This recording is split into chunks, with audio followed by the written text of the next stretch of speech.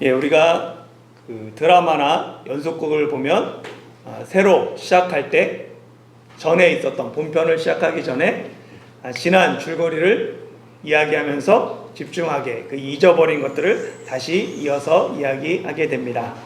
오늘 설교도 마찬가지입니다. 지난 주일 설교와 이어져요. 그래서 지난 주일 말씀을 먼저 복습하겠습니다.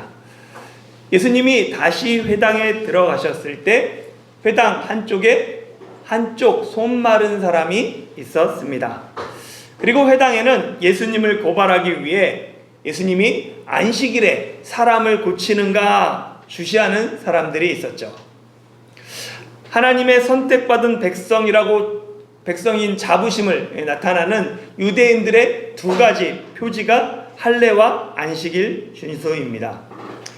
이전 설교에서 유대인들이 안식일을 얼마나 중시했는지 주전 2세기 안티오쿠스 4세에 있었던 역사적 사실을 통해 말씀을 드린 적이 있습니다.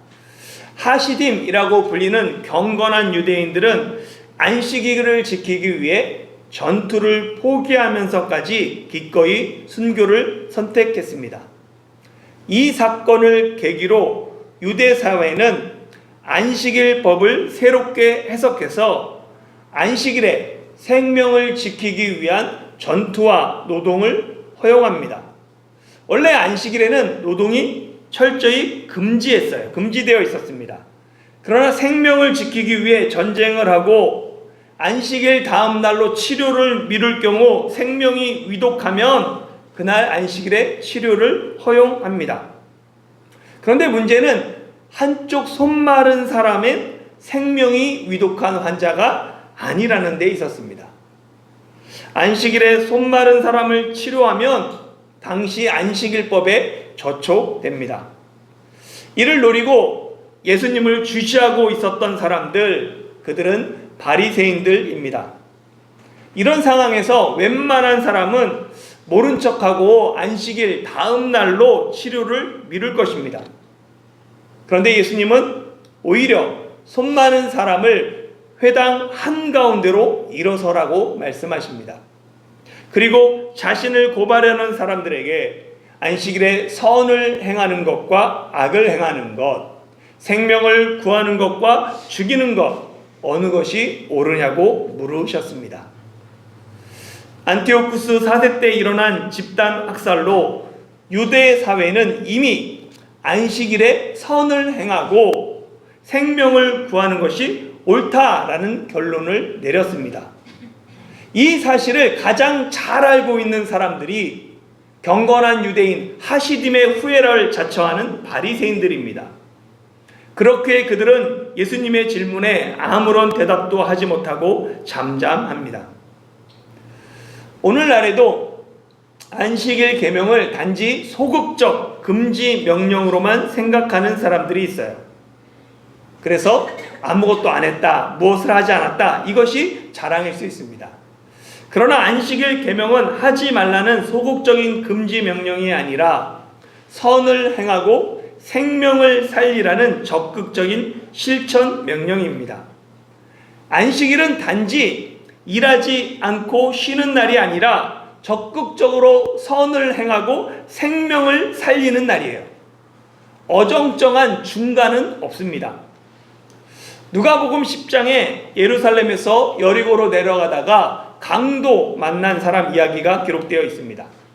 강도들이 그 사람의 모든 소유를 빼앗고 때려서 거의 죽을 지경이 되고 버리고 갔어요. 마침 한 제사장이 그 길로 내려가다가 그 사람을 보고 피하여 지나갑니다. 또 한 레위인도 그 길을 지나가다가 그를 보고 피하여 지나가죠. 여러분이 생각할 때 그 제사장과 그 레위인이 특별히 잘못한 것이 있습니까? 없습니까? 강도들이 그를 빼앗고 소유를 빼앗고 그를 때리고 소유를 빼앗고 그 다음에 거의 때려서 죽을 정도로 버리고 갔지, 제사장과 레위인은 특별히 그에게 해를 가하지 않았습니다. 그들은 그저 선을 행하지 않았을 뿐입니다. 내가 선을 행할 수 있음에도 선을 행하지 않고 생명을 살릴 수 있음에도 생명을 살리지 않는 것이 하나님 보시기에 악입니다. 하나님 앞에서 회색 지대는 없어요. 만약 제사장과 레위인이 하나님을 인식했다면, 즉 하나님이 강도 맞는 사람과 눈물을 흘리고 아파하는 사람과 함께 계시다는 걸 그들이 알았다면 그들은 결코 그를 보고 그냥 지나가지 않았을 것입니다. 결국 그들은 자신들이 율법과 하나님을 가장 잘 안다고 생각하고 착각했기 때문에 하나님이 기뻐하시지 않는 불신앙의 행동을 하고 맙니다. 바리새인들 역시 마찬가지입니다. 그들이 예수님의 질문에 대답하지 않은 것은 무엇이 옳고 그른지 모르기 때문이 아닙니다.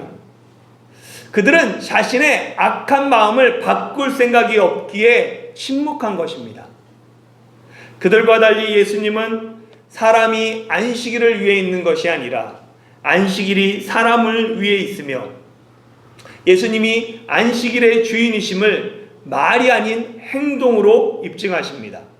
회당에 모인 많은 사람들이 다 볼 수 있도록 손 마른 사람을 고침으로 안식일의 참된 주인이 누구인지 드러내십니다.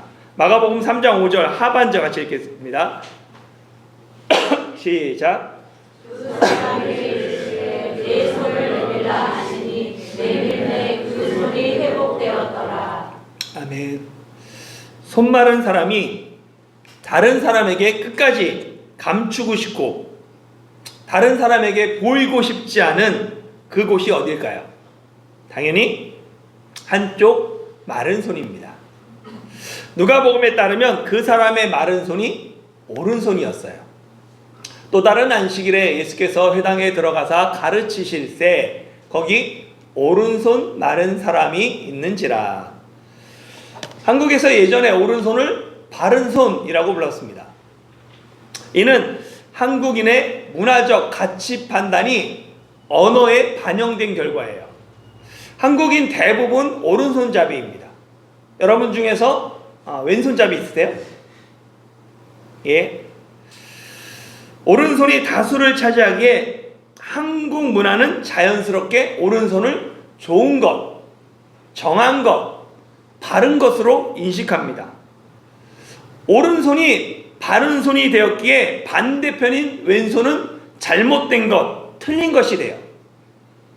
글을 쓸 때, 밥 먹을 때, 악수할 때 왼손을 사용하면 틀린 것이 되고 오른손을 사용해야 바른 것이 됩니다. 이는 한국 문화만의 이야기가 아닙니다.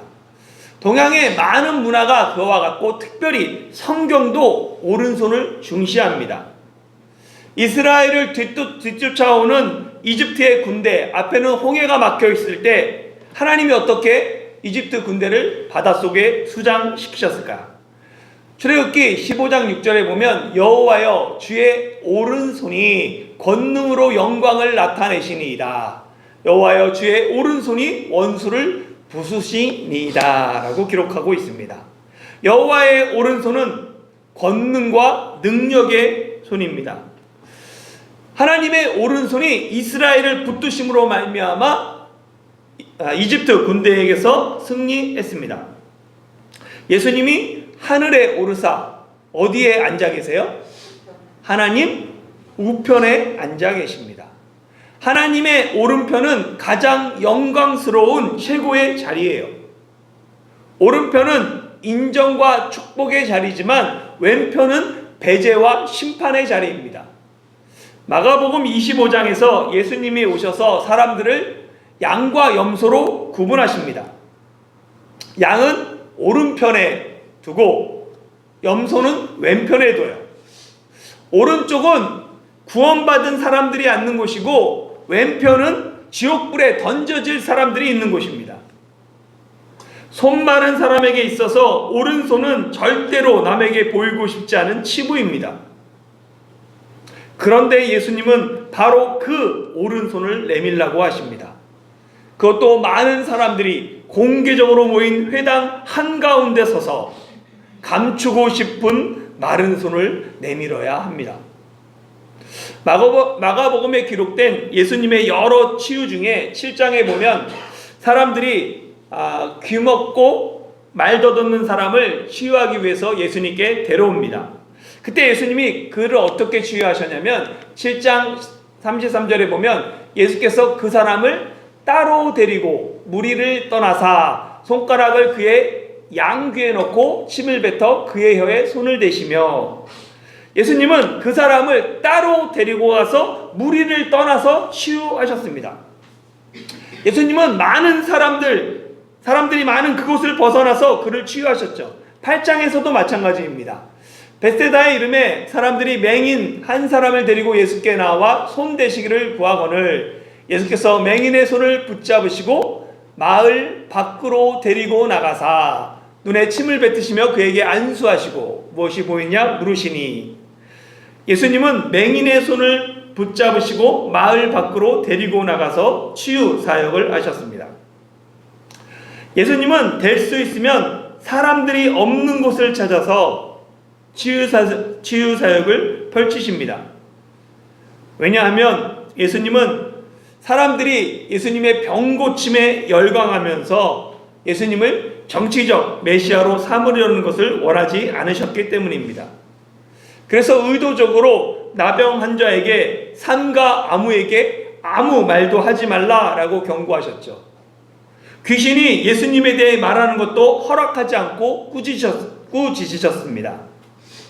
그런데 예수님은 오른손 마른 사람에게는 해당 한가운데 서서 남들에게 감추고 싶은 그 마른 손을 공개적으로 내밀라고 하십니다. 왜 예수님이 그렇게 하실까요? 예수님은 그 사람의 믿음을 보기 원하시기 때문입니다. 남들에게 보이고 싶지 않고 가족들에게조차 숨기고 싶은 부분이지만 예수님의 말씀에 순종하여 손을 내미는 그 믿음을 예수님은 원하십니다. 믿음은 눈에 보이지 않아요. 보이지 않는 믿음이 어떻게 사람들의 눈에 보일 수 있습니까? 순종을 통해서 믿음이 시각화됩니다. 예수님은 손 마른 사람에게 내 손을 내밀라 라고 믿음을 요구하시고, 그 사람은 예수님의 말씀에 순종함으로 손을 내밀므로 자신의 믿음을 나타냅니다. 믿음은 여러 가지로 정의할 수 있어요. 구체적으로 믿음의 정의를 세 가지로 정리해 보면, 첫 번째는 믿음은 상대방의 말을 사실로 받아들이는 거예요. 그 말을 믿는 것입니다. 믿음은 구체적으로 그 사람의 말을 믿는 것으로 나타나요. 그 사람은 약속을 반드시 지키고 말과 행동에 일치하기 때문에 그 사람의 말이라면 콩으로 매주를 쓴다고 해도 그대로 신뢰하는 것, 그것이 믿음입니다. 내가 상대방을 믿는다고 하면서 그의 말을 의심하고 있다면 그것은 믿는 것이 아닙니다. 하나님을 믿는다는 것도 하나님의 말씀을 신뢰한다라는 의미입니다. 두 번째 믿음은 상대방의 인격과 성품을 신뢰하는 거예요. 상대방의 존재 자체를 신뢰하고 믿는 것이 믿음입니다. 그 사람이 어떤 선택을 하든, 그 상황에서 어떤 결정을 하든 내가 그의 인품과 그의 성품을 알기 때문에 그를 신뢰하는 것, 그것이 믿음입니다. 하나님을 믿는다는 것도 마찬가지예요. 하나님의 인격과 성품을 신뢰하는 것이 믿음입니다. 세 번째 믿음은 내 삶을 상대방에게 맡기는 거예요. 중요한 결정을 할 때 내가 잘 모르겠어. 그런데 상대방에게 도움을 요청했을 때 그의 판단을 의지하고, 비록 내가 생각할 때 아닌 것 같아도, 그 어려움이 있을 것 같아도 상대방의 결정에 나를 맡기는 것이 믿음인 거예요. 하나님을 믿는다는 것도 단순히 하나님의 존재를 인정하고 하나님의 말씀에 동의하는 것이 아니라 내 삶의 주권을 하나님께 맡기는 것입니다. 믿음은 하나님의 말씀에 대한 순종과 하나님의 인격과 성품의 신뢰를 통해 내 삶을 하나님께 맡기는 것입니다. 말씀에 대해 순종하지 못하는 것은 하나님의 성품을 믿지 못하기 때문이죠. 하나님의 신실하심을 믿지 못하면 순종하지 못합니다. 내 삶의 주권을 하나님께 맡기지 못하면 순종 역시 하지 않습니다. 예수님이 내게 감추고 싶은 손을 내밀라고 말씀하실 때 어떤 사람이 예수님 앞에 자신의 부끄럽고 창피한 그 부분까지 온전하게 고백하고 내어드릴 수 있을까요? 주님의 능력을 믿는 사람입니다. 주님의 선하심을 믿는 사람이죠. 믿는 사람은 말씀에 순종합니다. 부끄럽고 죄스러운 모습이지만 용기를 내어 주님 앞에 손을 내미는 사람을 예수님은 고쳐주십니다. 내 마음에 들지 않을지라도, 내 생각과 다를지라도 주님의 말씀에 순종하며 주님의 성실하심을 내가 신뢰하기에 내 삶을 주님 앞에 맡기는 것, 그것이 믿음입니다. 예수님은 오늘날 우리에게도 믿음을 요구하십니다. 다른 사람 앞에 내밀지 못하는 내 부끄러운 손을 내밀 때 치유가 일어납니다. 손을 내미는 주님 앞에 온전히 맡겨드리는 그 믿음이 저와 여러분에게 있기를 소망합니다. 이 손마른 사람이 온전히 회복되어 안식을 누리는 것이 진정한 안식일의 의미예요. 그리고 그것이 안식일에 선을 행하고 생명을 구하는 것이 옳다는 예수님의 가르침입니다. 그런데 안식일에 손마른 사람이 회복되어 참된 안식을 얻은 이 사건을 함께 기뻐하지 못하는 사람들이 있습니다. 바로 바리새인들입니다. 그들은 예수님을 고발하려고 이 사건을 주시하고 있었는데 그들의 뜻대로 일이 진행되지 않아요. 그래서 아예 예수님을 죽이려고 합니다. 6절 말씀 같이 한번 읽겠습니다. 시작. 바리새인들이 나가서 곧 헤롯 땅과 함께 어떻게 하여 예수를 죽일까 의논하니라. 아멘. 헤롯 땅은 당시 갈릴리 지방을 다스리던 헤롯 안티파스를 지지하는 정치 세력입니다. 그들은 유대인이지만 로마 제국의 통치를 인정하며 헤롯 왕가를 적극적으로 지지합니다. 그들은 신앙에 별로 관심이 없어요. 하나님의 뜻보다는 현실 정치 속에서 현실이 안정되길 원하고 권력을 유지하고 그런데 우선하는 집단이었습니다. 이와 달리 바리새인은 철저한 율법 중심으로 한 민족주의자들입니다. 알렉산더 대왕이 유대 땅을 정복하고 헬레니즘 물결이 유대 사회를 뒤엎을 때 이 헬라화에 반대하며 그 정책에 저항하며 율법을 중심으로 신앙을 지키려던 사람들이 바리새인들입니다. 헤롯 땅은 헬레니즘 문화를 무조건 수용하고 정치적으로 타협한 사람들이고 바리새인들은 헬레니즘 문화를 거부하며 율법 수호를 강조한 사람들이에요. 그러니까 서로가 대척점에 있는 사람 사이입니다. 그런데 그들이 예수님을 제거하기 위해서 한마음이 됩니다. 예수님의 가르침은 당시 사람들에게 존경받았던 바리새인들에게 위협이 되었습니다. 예수님의 인기와 명성이 대중들에게 높아질수록 정치 권력을 추구하는 헤롯 땅은 예수님을 볼 때 정치 불안 요소로 보였습니다. 바리새인들과 헤롯 땅의 이해타산이 맞아떨어지면서 평소에는 적대 관계였던 사람들이 예수님을 죽이기 위해 하나가 됩니다. 바리새인과 헤롯 땅의 동맹은 신념의 일치 때문이 아니라 서로의 이해관계가 일치했기 때문입니다. 여러분이 생각할 때 신념을 따라 움직이는 사람이 많은 것 같아요? 아니면 이익을 따라 움직이는 사람이 많은 것 같습니까? 나는 신념을 따라 움직입니까? 아니면 내 이익을 따라 움직입니까? 많은 사람이 신념보다 이익을 따라 움직여요. 오늘날 민주주의의 문제 중 하나가 정치의 양극화입니다. 독재 국가나 공산 국가는 일당 체제이기 때문에 양극화가 일어나지 않아요. 그러나 민주주의는 자유와 경쟁의 가치를 중시합니다. 자유와 경쟁은 진영, 즉 내 편을 형성하고 강화된 진영 논리는 정치적 양극화로 이어집니다.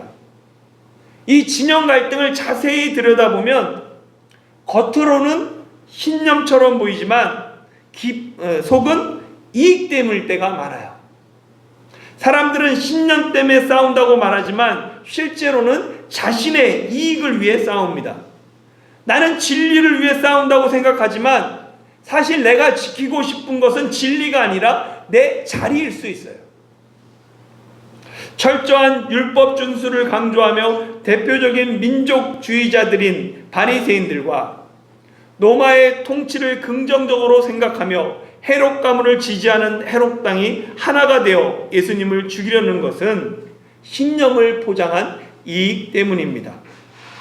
예수님의 가르침이 바리새인들의 권위를 위협하고 예수님의 인기가 헤롯 당에게 정치적 위험이 되었기에 적대적인 그들이 손을 잡고 예수님을 죽이고자 합니다. 이 죽음의 위기 앞에서 예수님은 제자들과 함께 바다로 물러가십니다. 7절 8절 같이 읽겠습니다. 시작. 예수께서 제자들과 함께 바다로 물러가시니 갈릴리에서 큰 무리가 따르며 유대와 예루살렘과 이두메와 요단강 건너편과 또 두로와 시돈 근처에서 많은 무리가 그가 하신 큰 일을 듣고 나아오는지라. 아멘. 이 바다는 마가복음 1장에서 예수님이 어부 제자들을 처음 부르신 곳입니다. 또한 2장에서 예수님께 나오는 큰 무리들을 가르치던 곳이에요.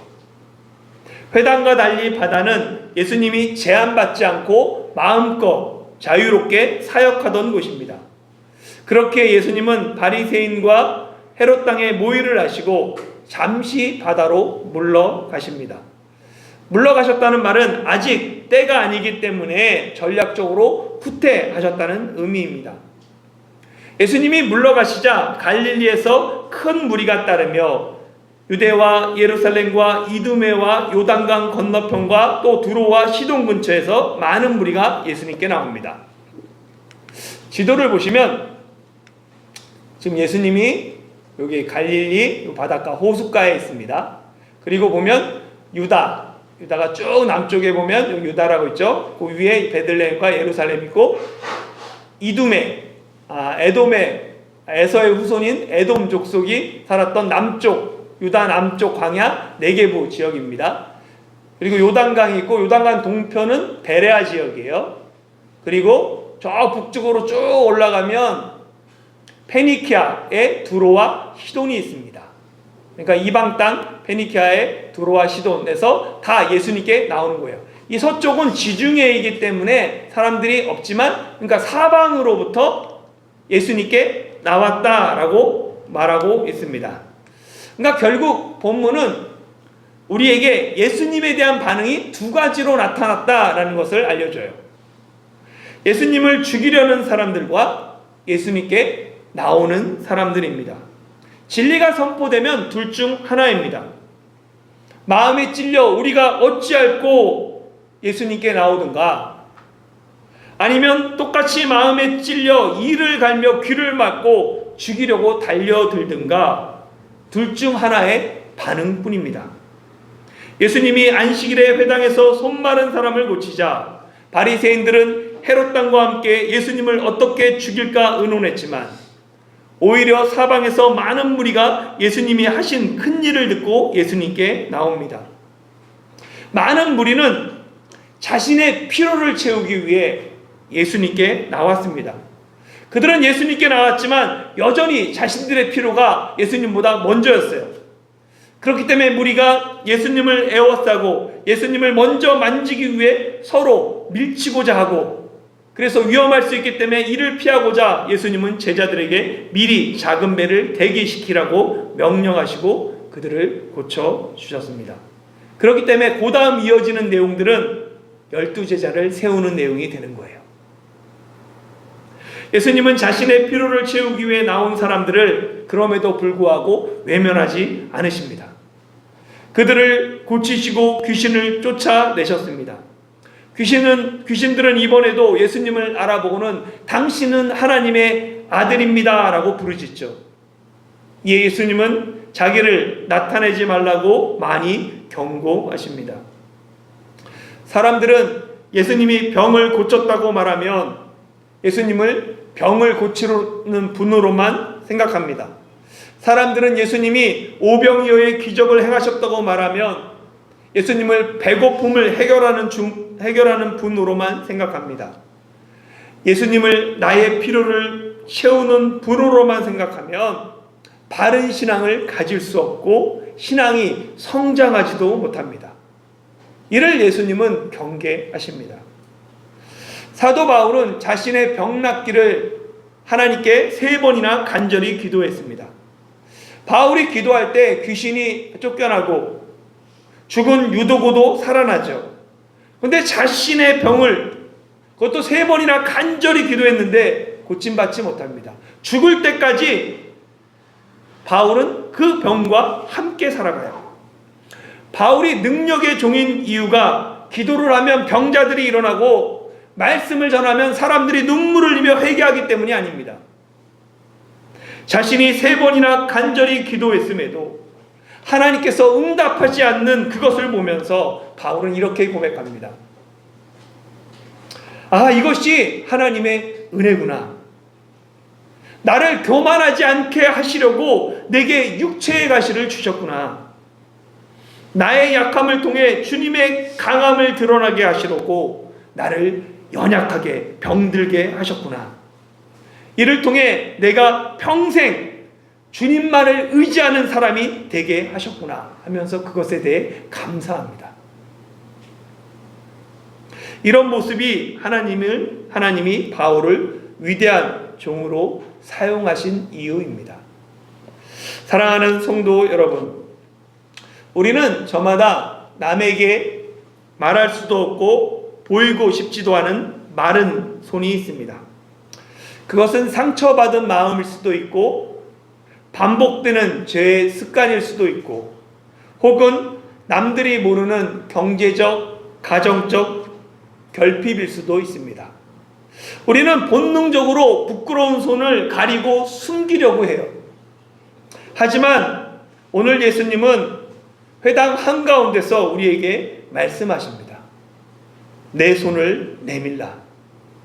예수님의 말씀은 단순히 병을 고쳐주시겠다는 약속을 넘어서 내 수치를 내 앞에서 내밀라라고 믿음을 요구하십니다.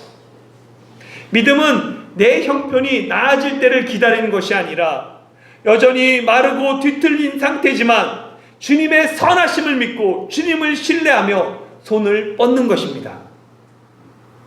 사도 바울이 육체의 가시를 통해 하나님의 은혜에 머무는 법을 깨달았던 것처럼 내 결핍을 채우는 것에 만족하지 말고 예수님이 내 삶의 주인이 되심을 그것이 더 큰 축복으로 알고 이번 한 주간도 생명을 살리며 선을 행하며 예수님이 안식일의 주인이심을 입증하는 삶으로 드러내는 저와 여러분이 되시길 예수님의 이름으로 축원합니다.